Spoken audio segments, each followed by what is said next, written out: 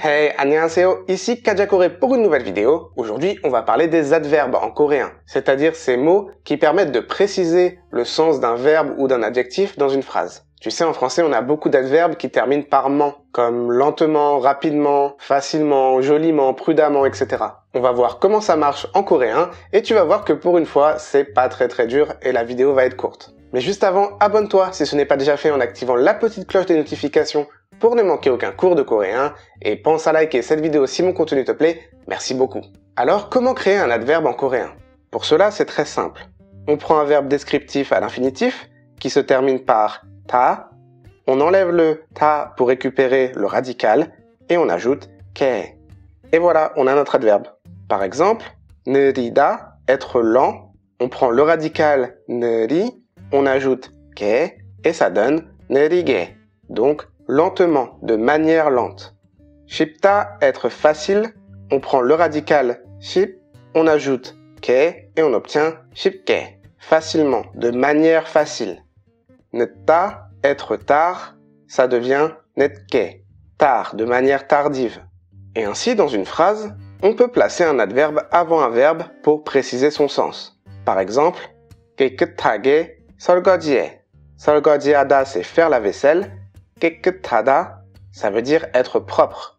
Ici, on a l'adverbe 깨끗하게, donc proprement, de manière propre. 깨끗하게 설거지해, fait la vaisselle proprement. 솔직하게 말해.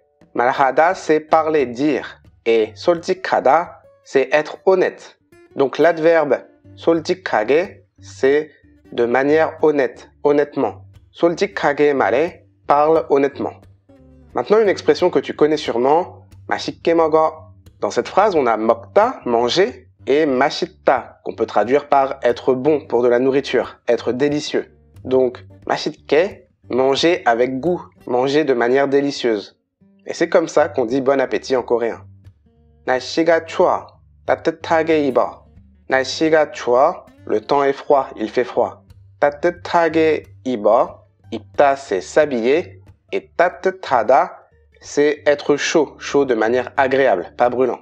Donc 따뜻하게, c'est chaudement. 따뜻하게 입어, habille-toi chaudement. Alors il existe des exceptions pour lesquelles la forme en ke n'est pas très naturelle. Il n'y a pas de règles en particulier, il faut juste les apprendre petit à petit. Par exemple, 넘다, excéder, pour dire de manière excessive, l'adverbe trop, on dit généralement 너무. 많다, être beaucoup, pour dire l'adverbe beaucoup, on utilise 많이. 느리다, être lent. On a vu tout à l'heure qu'on pouvait dire 느리게, mais ça a un sens négatif, dans le sens d'être trop lent. Si l'on veut dire lentement pour dire que l'on prend son temps, on utilisera 천천히. 빠르다, être rapide. Rapidement se dit 빨리.